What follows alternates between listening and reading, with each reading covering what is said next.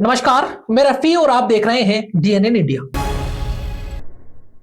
अजमेर दरगाह में मंदिर होने के दावे को लेकर आज सिविल कोर्ट में दूसरी बार सुनवाई हुई, जिस पर सिविल कोर्ट ने दोनों पक्षों को सुनकर अगली तारीख 24 जनवरी 2025 दी है। सुनवाई के दौरान हिंदू सेना के राष्ट्रीय अध्यक्ष विष्णु गुप्ता और अंजुमन कमेटी के वकीलों ने अपने अपने पक्ष रखे। अजमेर दरगाह में मंदिर होने के दावे को लेकर आज सिविल कोर्ट में दूसरी बार सुनवाई हुई। कोर्ट ने याचिकाकर्ता और दूसरे पक्षों के वकीलों की दलीलें सुनते हुए फैसले की अगली तारीख 24 जनवरी 2025 दी है। सुनवाई के दौरान विष्णु गुप्ता और अंजुमन कमेटी के वकीलों ने अपने अपने पक्ष रखे, जिस पर सुनवाई करते हुए कोर्ट ने मामले पर अगली तारीख 24 जनवरी दी है। दावे को लेकर हिंदू सेना के राष्ट्रीय अध्यक्ष विष्णु गुप्ता ने याचिका लगाई थी। इस पर अजमेर सिविल कोर्ट ने अल्पसंख्यक मंत्रालय, दरगाह कमेटी, अजमेर और भारतीय पुरातत्व सर्वेक्षण विभाग को नोटिस भेजा था। राष्ट्रीय अध्यक्ष विष्णु गुप्ता ने बताया कि आज सुनवाई के दौरान एक और पृथ्वीराज विजय किताब का हवाला दिया गया है। वहीं दूसरी ओर कोर्ट में आज अंजुमन कमेटी दरगाह दीवान गुलाम दस्तगीर अजमेर, इमरान बेंगलोर, राज जैन होशियारपुर पंजाब ने अपने आप को पक्षकार बनाने की अर्जी लगाई है। इसके साथ ही दरगाह कमेटी के वकील अशोक माथुर ने याचिका को खारिज करने की अर्जी लगाई है। सुनवाई के दौरान कोर्ट के चारों तरफ सुरक्षा के पुख्ता इंतजाम किए गए। जैसे सभी को पता है कि पूर्व में भी सुनवाई हुई थी, 4:30 बजे ऑर्डर के लिए रखा था, लेकिन माननीय अदालत की ओर से आज कोई भी ऑर्डर नहीं आया है और उन्होंने अगली तारीख दी है 24 जनवरी 2025। अब इसमें अगली तारीख को जो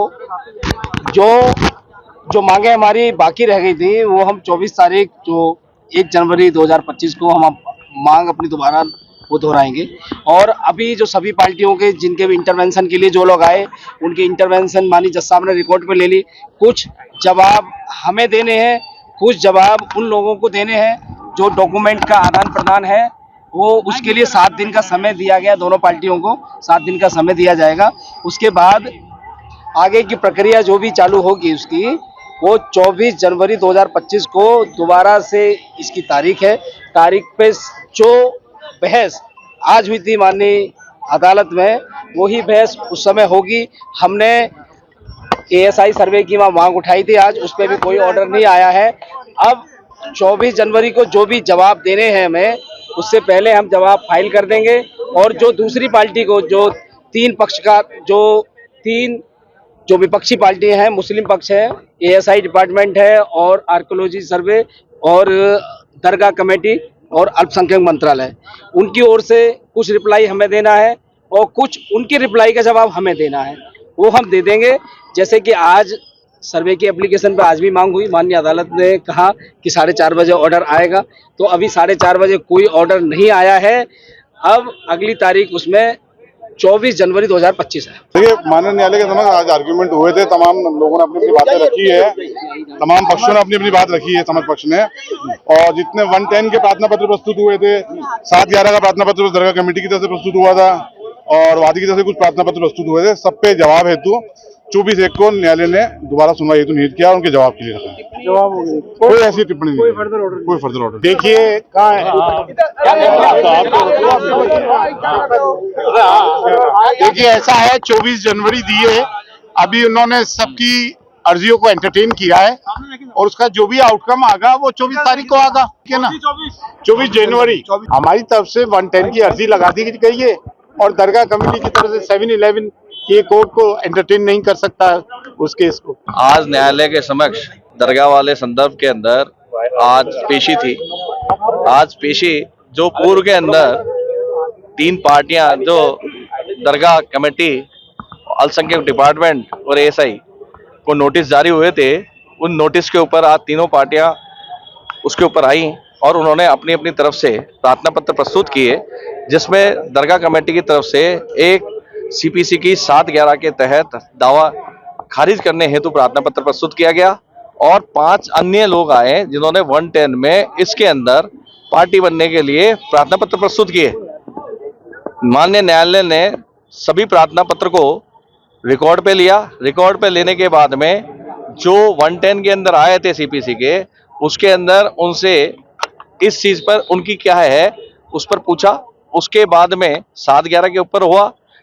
तीनों चीजों को जब सुनने के बाद में माननीय न्यायालय ने इन सबको, क्योंकि हमारी तरफ से जो प्रार्थना पत्र आया उनके जवाब के लिए समय चाहा, क्योंकि आज उन्हें जवाब दिया, क्योंकि 1, 2, 3 जो दरगाह कमेटी व अल्पसंख्यक डिपार्टमेंट और एएसआई द्वारा ये कहा गया कि हमारे को दस्तावेज पूर्ण रूप से नहीं मिले हैं, उन दस्तावेजों को लेने के लिए उन्होंने एक प्रार्थना पत्र अलग से लगाया था। उस प्रार्थना पत्र पर 7 डेज के अंदर उनको वह सभी दस्तावेज उपलब्ध कराने के लिए माननीय न्यायालय द्वारा आदेश किया गया। वे सभी बिंदुओं को सुनने के बाद हमें इस सब प्रार्थना पत्र पे जवाब देने हेतु 24 जनवरी 2025 की दिनांक दी है, जिसके अंदर हमें जो प्रार्थना पत्र प्रस्तुत किए गए हैं कि कौन पार्टी बनेगा, इनमें से कौन नहीं बनेगा, क्या ये दावा चलने योग्य है या नहीं है, इन सब की जवाब राज्य सरकार के निर्देशानुसार जिलाधीश द्वारा जिले से संबंधित विभिन्न कार्यालयों का समय समय पर निरीक्षण किया जाना है। उसी क्रम में अजमेर के जिला कलेक्टर लोकबंधु द्वारा शुक्रवार सुबह कलेक्ट्रेट कार्यालय का निरीक्षण किया गया। वहीं निरीक्षण के दौरान कलेक्टर ने कार्यालय के संबंधित अधिकारियों को आवश्यक दिशा निर्देश प्रदान किए। राज्य सरकार के निर्देशानुसार जिलाधीश द्वारा जिले के संबंधित विभिन्न कार्यालयों का समय समय पर निरीक्षण किया जाना है। उसी क्रम में अजमेर के जिला कलेक्टर लोकबंधु द्वारा शुक्रवार सुबह कलेक्ट्रेट कार्यालय का निरीक्षण किया गया। वहीं निरीक्षण के दौरान कलेक्टर ने कार्यालय के संबंधित अधिकारियों को आवश्यक दिशा निर्देश दिए। साथ ही कलेक्टर लोकबंधु ने बताया कि जो अधिकारी व कर्मचारी संबंधित विभाग में अनुपस्थित रहे, उन पर निश्चित तौर पर विभागीय कानूनी कार्रवाई की जाएगी। सरकार द्वारा जिस तरीके के निर्देश व डिस्ट्रिक्ट मैनुअल के हिसाब से जो कार्य होने चाहिए, उसी के अनुरूप विभागों को निर्देश दिए गए हैं। वहीं बताया कि विभागों में आंकड़ों को संधारित करने के साथ ही विभाग में साफ सफाई से संबंधित निर्देश भी दिए गए। आज विभिन्न शाखाओं का निरीक्षण किया, जैसा राज्य सरकार के निर्देश भी हैं। लगातार निरीक्षण करते रहते हैं हम निरीक्षण विभिन्न कार्यालयों के, इसमें अपने कार्यालय का निरीक्षण किया और संबंधित को निर्देश दिए जो भी आवश्यक कार्रवाई करें। निश्चित तौर पर जो भी कर्मचारी नहीं मिले उनके खिलाफ कार्रवाई की जाएगी और अन्य रिकॉर्ड को भी ठीक से संधारित करने के और जिस तरीके के सरकार के भी निर्देश हैं और जो हमारे डिस्ट्रिक्ट मैनुअल के हिसाब से जो कार्य होने चाहिए। अजमेर के अधिवक्ताओं, कांग्रेस के जनप्रतिनिधियों समेत अनुसूचित जाति व जनजाति के साथ आमजन के द्वारा बस स्टैंड स्थित डाक बंगले से होते हुए कलेक्ट्रेट तक नारेबाजी करते हुए हाथों में अंबेडकर साहब की प्रतिमा व झंडा लेकर रैली निकाली गई। साथ ही कलेक्ट्रेट के बाहर भारत के गृह मंत्री अमित शाह का पुतला जलाकर विरोध प्रदर्शन किया गया। भारत के गृह मंत्री अमित शाह द्वारा संसद में भारत रत्न अंबेडकर साहब के लिए जारी बयान पर पूरे देश भर में विरोध प्रदर्शन हो रहे हैं। इसी के तहत अजमेर के अधिवक्ताओं, कांग्रेसी जनप्रतिनिधियों समेत अनुसूचित जाति व जनजाति के साथ ही आमजन के द्वारा बस स्टैंड स्थित डाकघर बंगले से होते हुए कलेक्ट्रेट तक नारेबाजी करते हुए हाथों में अंबेडकर साहब की प्रतिमा व झंडा लेकर रैली निकाली गई। साथ ही कलेक्ट्रेट के बाहर भारत के गृह मंत्री अमित शाह का पुतला जलाकर विरोध प्रदर्शन किया गया। अधिवक्ता गणों व कांग्रेसियों द्वारा बस स्टैंड स्थित अंबेडकर सर्किल पर अंबेडकर साहब की प्रतिमा पर माल्यार्पण कर गृह मंत्री अमित शाह के विरोध में नारेबाजी की गई।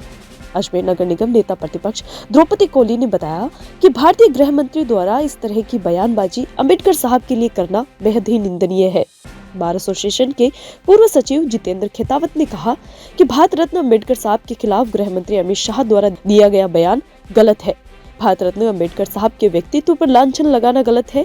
इसकी निंदा करते हैं और उनके इस्तीफे की मांग करते हैं। कहा कि शाह अगर सार्वजनिक स्तर पर माफी नहीं मांगते हैं तो सभी आंदोलनरत रहेंगे।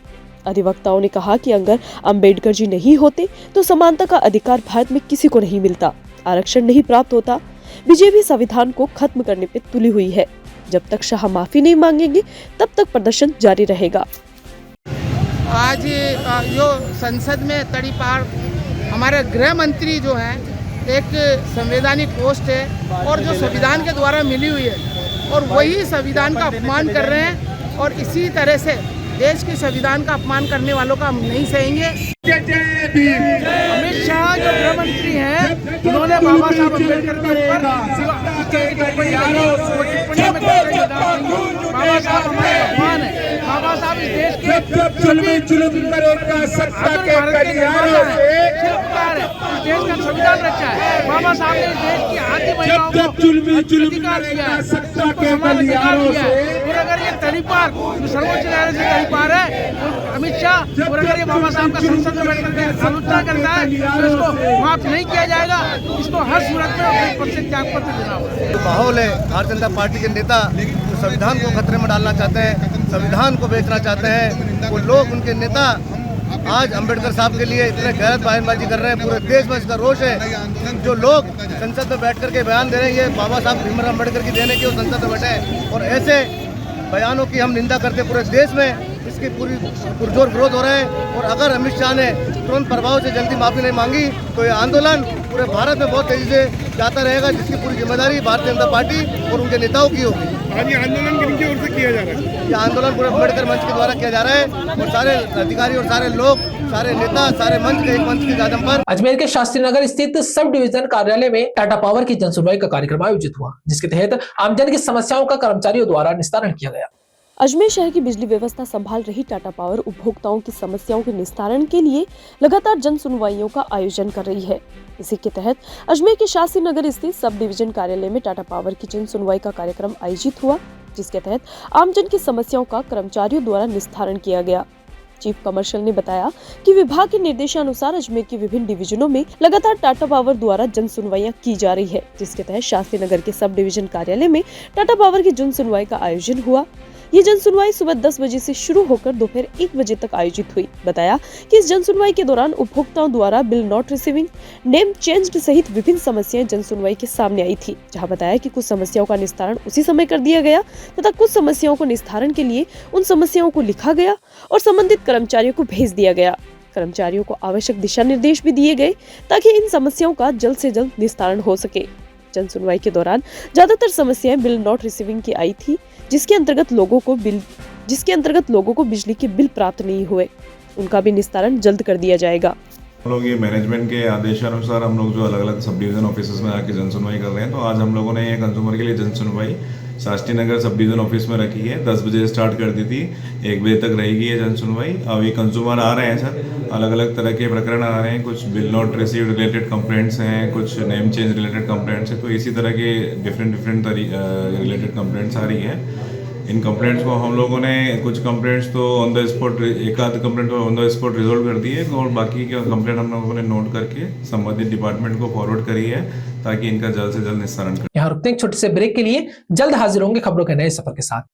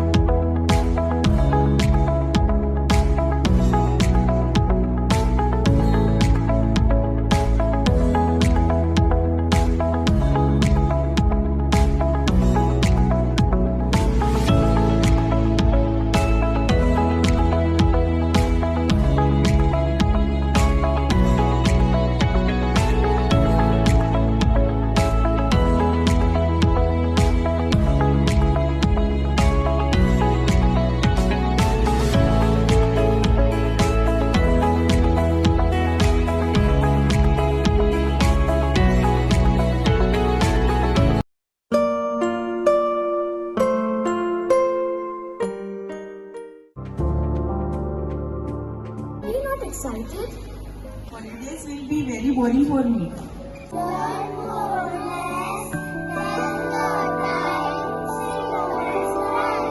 I opt for visiting black rice and sugar. This black rice has a very unique flavor. Ajmer के पटेल मैदान के बाहर अजमेर टूरिस्ट टैक्सी एसोसिएशन की ओर से मीटिंग आयोजित की गई, जिसके अंतर्गत अजमेर टूरिस्ट टैक्सी एसोसिएशन के सदस्यों को स्टिकर जारी कर यूनियन की समस्याओं को सुना गया और उनके समाधान के लिए उन्हें आश्वस्त किया गया। अजमेर के पटेल मैदान के बाहर अजमेर टूरिस्ट टैक्सी एसोसिएशन की ओर से मीटिंग आयोजित की गई, जिसके अंतर्गत अजमेर टूरिस्ट टैक्सी एसोसिएशन के सदस्यों को स्टिकर जारी किए गए। सीओ यातायात आयुष वशिष्ठ ने बताया कि टैक्सी यूनियन द्वारा अधिकृत टैक्सियों पर अजमेर टूरिस्ट टैक्सी एसोसिएशन की ओर से स्टिकर लगाए गए हैं, जिससे कि ट्रैफिक पुलिस को आसानी होगी कि कौन सी टैक्सी अधिकृत है, कौन सी टैक्सी नहीं, जिससे अनधिकृत टैक्सियों की धरपकड़ आसानी से की जा सकेगी। साथ ही टैक्सी संचालकों की समस्याएं भी सुनी गई और उनके निवारण का आश्वासन भी दिया गया है। आज अधिकृत टैक्सियों पर स्टिकर लगाए गए हैं। सीओ यातायात आयुष वशिष्ठ ने अधिकृत टैक्सी पर स्टिकर लगाकर इस कार्यक्रम की शुरुआत की। सीओ यातायात आयुष ने कहा कि आज से अनधिकृत टैक्सियों पर कानूनी कार्रवाई शुरू कर दी गई है और गैर कानूनी वाहनों पर लगातार ट्रैफिक पुलिस द्वारा मीटिंग ली जा रही है और उन पर लगातार ट्रैफिक पुलिस द्वारा कानूनी कार्रवाई भी की जा रही है। टैक्सी पॉइंट बनवाने के सवालों का जवाब देते हुए बताया कि यदि टैक्सी पॉइंट बन जाता है तो अजमेर टूरिस्ट टैक्सी एसोसिएशन की आधी से ज्यादा समस्याओं का समाधान हो जाएगा। ये टैक्सी पॉइंट बनाना जिलाधीश व संबंधित अधिकारियों के अंतर्गत आता है। जैसे ही उनके निर्देश आएंगे उनके निर्देशानुसार कार्रवाई की जाएगी। जो टैक्सी यूनियन है उसके द्वारा जो भी इनकी ऑथोराइज गाड़ियां है जिनको परमिट मिल रखे हैं उनके सब पे इनकी यूनियन के स्टिकर्स लगाए जा रहे हैं। रहेगा इनको भी फायदा रहेगा क्योंकि ये पता चल पाएगा कि कौन से ऑथोराइज्ड है, किसको परमिट मिला हुआ है और बिना ऑथोराइज कौन चला रहा है, ताकि हम भी ये अपने ट्रैफिक पुलिस के माध्यम से उनको बता सके, जो ट्रैफिक पुलिस कर्मी होते हैं कि जहाँ पे बिना परमिट की गाड़ियाँ चल रही है उनके खिलाफ चालान कर सके, ताकि इनको भी फायदा हो, जो एक्चुअली में ड्राइवर संघर्ष कर रहे हैं, जो एक्चुअली में मेहनत कर रहे हैं उनको भी फायदा हो। इसके अलावा भी इनकी जो समस्याएं थी वो हमने सुनी है। पाठक साहब हमारे साथ में जो इनके संरक्षक है वो लगातार हमारे से जुड़े हुए हैं, मनोहर जी अध्यक्ष है वो हमसे जुड़े हुए हैं। तो जो भी इनकी समस्याएं हो रही है वो समस्याओं को भी हम सुन रहे हैं, उनका भी समाधान करने का हमारा प्रयास रहेगा। आज का स्टिकर भी लगाया? बिल्कुल, आज स्टिकर लगाए हैं। आज जो भी इनकी ऑथोराइज गाड़ी है आज से उन सभी पे स्टिकर लगा दिए जाएंगे और उसके बाद में हमारी ट्रैफिक पुलिस भी ये प्रयास करेगी जो स्टिकर के बिना गाड़ियां टैक्सी चल रही है उनके खिलाफ ज्यादा से ज्यादा चालान करें। आज क्या है कि स्टिकर जारी हमारे यातायात अधीक्षक महोदय के द्वारा जारी कराया है। उसके पीछे कारण ये थे कि काफी गाड़ी वाले जब पकड़े जाते हैं, चालान होते हैं तो हमारी यूनियन का नाम लेते हैं, जबकि हमारी यूनियन से उनका कोई लेना देना नहीं होता है, क्योंकि यूनियन का जो पदाधिकारी या जो सदस्य है वो लीगल तरीके से अपना काम करता है, अनलीगल नहीं।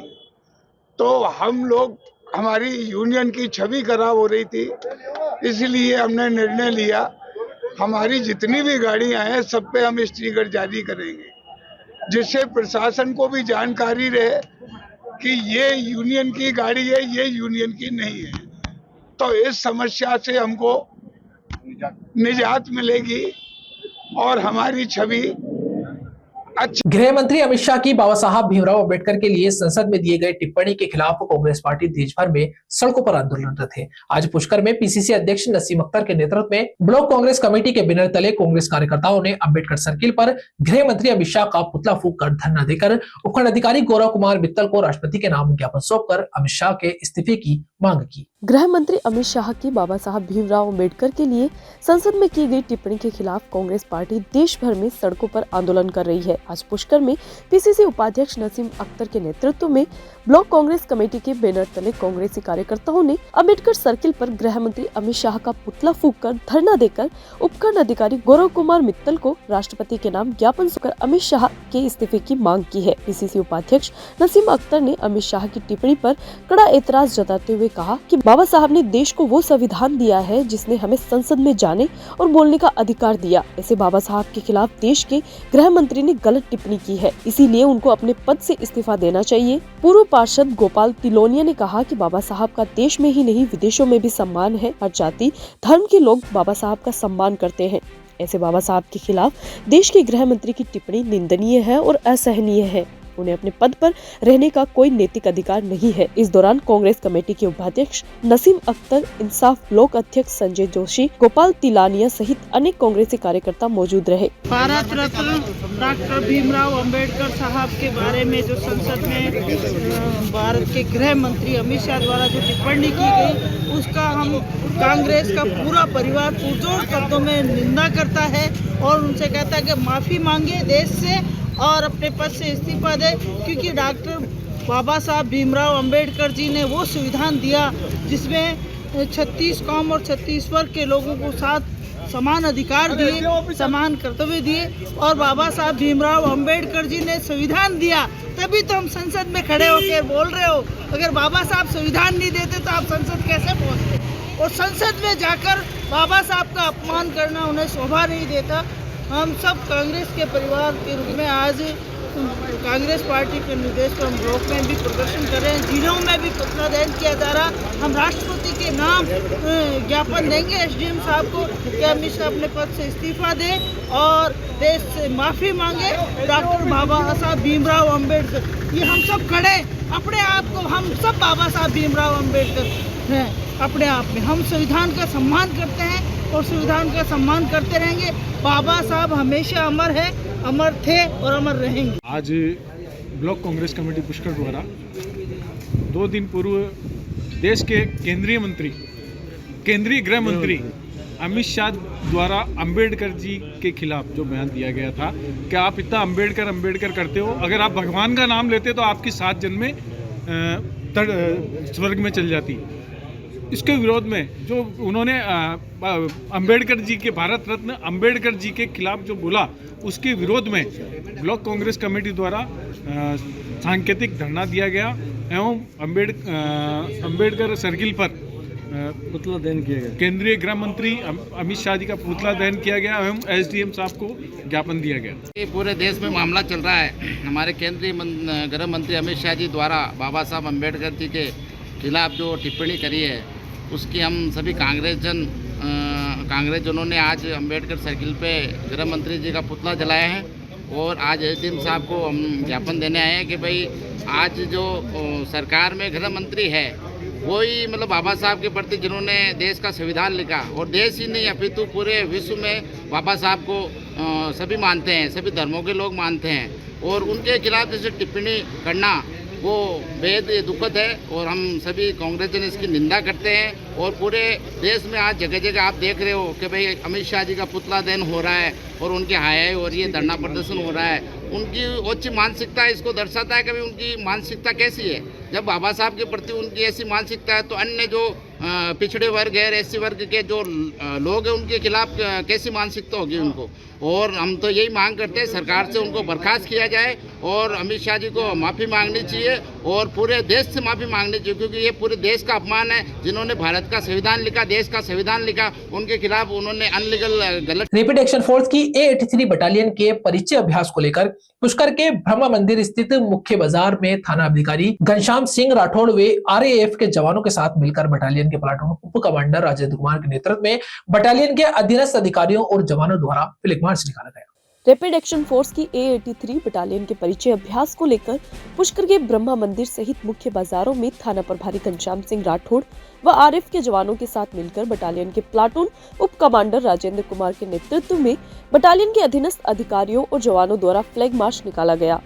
थाना प्रभारी घनश्याम सिंह राठौड़ ने बताया कि अजमेर के एसपी वंदिता राणा के निर्देशानुसार RAF के जवानों व पुष्कर पुलिस ने मिलकर फ्लैग मार्च निकाला, जो पुष्कर थाने से रवाना होकर कपालेश्वर तिराहे से ये फ्लैग मार्च मुख्य बाजार होते हुए ब्रह्मा जी के मंदिर के सामने होते हुए पूरे मार्केट में निकाला गया। बटालियन के उप कमांडर राजेंद्र कुमार ने बताया कि इस परिचय अभ्यास का मुख्य उद्देश्य शांति एवं सौहार्द स्थापित करने के साथ ही भविष्य में जरूरत पड़ने पर तुरंत कार्रवाई करना भी है। परिचय अभ्यास के लिए निकाले गए फ्लैग मार्च के दौरान जनसंख्या साक्षर निरीक्षण, सामुदायिक दृष्टि से संवेदनशील स्थानों तथा विशिष्ट व्यक्तियों की सुरक्षा एवं बलवाइयों की सूची तैयार की जाएगी, ताकि भविष्य में किसी प्रकार की कोई प्राकृतिक आपदा या सांप्रदायिक तनाव, दंगा की स्थिति निर्मित होने पर अधिक कारगर ढंग से उस पर नियंत्रण किया जा सके। इन सभी का अध्ययन किया जाएगा। दल के सदस्यों द्वारा राजनीतिक दलों, समाज सेवी संगठनों को भी जानकारी उपलब्ध करवाई जाएगी तथा बटालियन द्रुत कार्य बल द्वारा क्षेत्र का चित्र भी बनाया जाएगा। इस चित्र का उद्देश्य अप्रिय स्थिति उत्पन्न होने पर इस पर नियंत्रण के लिए नियुक्त स्थल पर तत्काल पहुंचने की सुविधा हो। इसके साथ ही रैपिड एक्शन फोर्स ग्रामीण क्षेत्र का भी अध्ययन करेगी। इस अभ्यास के दौरान विभिन्न क्षेत्रों में जाकर वहां की प्राकृतिक आपदा, सामाजिक परिवेश, समाज में अशांति उत्पन्न करने वाले विभिन्न कर्म का गहन अध्ययन कर डाटा कलेक्ट करते हुए शांति व्यवस्था बनाए रखने के लिए प्रयास किया जाएगा। RAF की बटालियन द्वारा और थाने के मुलाजमानों द्वारा श्रीमती वंदिता राणा एसपी साहब के निर्देशन में थाने से हम लोग रवाना होके और कपालेश्वर तिराहे से ये फ्लैग मार्च रवाना किया गया। मेन मार्केट होते हुए ब्रह्मा जी मंदिर के सामने से पूरा मार्केट कवर किया और बाहर की रोड भी कवर किया है और इसमें एक शांति व्यवस्था कायम रहे, इसके लिए एक आमजन को मैसेज है, ये हमारी तरफ से संदेश है। कोई भी अपराधी है वो अपने आप को समझ ले कि यहाँ पे पुलिस फोर्स और RAF हर संभव तैयार है और किसी भी स्थिति को निपटने के लिए सक्षम है। रैपिड एक्शन फोर्स द्वारा 16 तारीख से लेकर 21 तारीख तक अजमेर ज़िले में ये एक्सरसाइज रखी गई है। ये एक नियमित एक्सरसाइज है जिसका उद्देश्य होता है सांप्रदायिक सद्भावना को बनाए रखना। दंगा या दंगा जैसी कोई भी स्थिति उत्पन्न होती है तो उसे तत्काल प्रभावी कार्रवाई करके निपटना। उसके लिए बलों द्वारा सुरक्षा बलों द्वारा नियमित रूप से अभ्यास किया जाता है। सेंसिटिव एरियो में गश्त की जाती है, रास्तों का मैपिंग किया जाता है। एरिया में जो है अपराधियों में दबदबा कायम करने के लिए जो है इस तरह का संदेश दिया जाता है कि कानून व्यवस्था चाक चौबंद है। सुरक्षा बल हमेशा किसी भी अपरिस्थिति से निपटने के लिए सदैव तत्पर हैं, तैयार हैं और यही हमारा संदेश है, कानून व्यवस्था अच्छी बनी रहे। इसलिए सुरक्षा बलों द्वारा नियमित अभ्यास सेंसिटिव हाइपर सेंसिटिव डिस्ट्रिक्ट में किया जाता है। तो इसी क्रम में हमने कल नसीराबाद में किया है, आज पुष्कर में कर रहे हैं और कल किशनगंज में हमारा ये एक्सरसाइज रहेगा, जिससे हमारा अधिक से अधिक लोगों से जुड़ना और एरिया के सेंसिटिव गतिविधियों के बारे में जानकारी लेना। खबरों के सफर में अभी सिर्फ इतना ही, फिर हाजिर होंगे खबरों के नए सफर के साथ। तब तक के लिए दीजिए इजाजत, नमस्कार।